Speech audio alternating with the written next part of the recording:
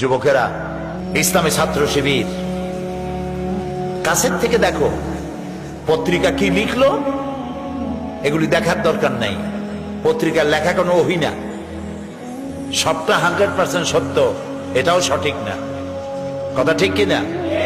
কাছের থেকে দেখো যারা শিবির করে, গভীর রাত্রে যখন টিসি টিএস করে, রাতের বেলায় যখন তারা সভ্যদারি করে, রাত জাগে, যে দেখো শিবিরের ছেলেপেলেগুলি দর্শে হাদিস, দর্শে কোরআন, সাহাবায়ে কেরামদের ইশার ও কোরবানি ইত্যাদির উপরে আলোচনা করে, তাহাজ্জুদের নামাজ পড়ে শেষ রাত্রে কিভাবে আল্লাহর কাছে কাঁদতে তাকায় দেখো। এই যৌবন কালে যারা নামাজি হয়, দিনদার হয়, আল্লাহ তাদের উপরে খুশি হয়ে যায়। কারণ কোন মসজিদের মুয়াজ্জিন যদি বলে আমি ঘুষ খাই না, এ কথার কোনো দাম আছে? বলে, আপনি তো মুয়াজ্জিন সাহেব, আপনার ঘুষ দেবে কিনা? থানার দারোগায় যদি কয় আমি ঘুষ খাই না, এটার দাম আছে, ঠিক না? এমপি যদি বলে ঘুষ খাই না, মন্ত্রী যদি বলে ঘুষ খাই না, এসপি যদি বলে ঘুষ খাই না, স্বরাষ্ট্রমন্ত্রী যদি বলে ঘুষ খাই না, এটার দাম আছে, আছে কিনা?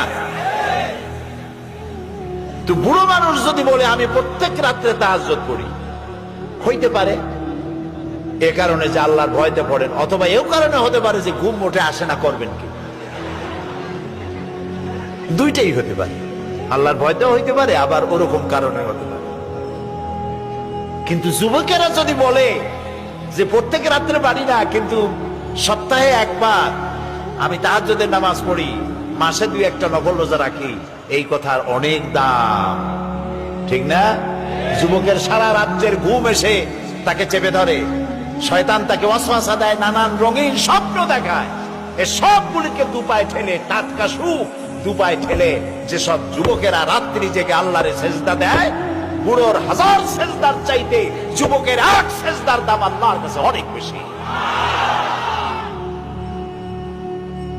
সুতরাং যুবকদেরকে চরিত্রবান হতে হবে। রাসূলুল্লাহ কত ভালোবাসতেন যুবকদেরকে, সুবহানাল্লাহ।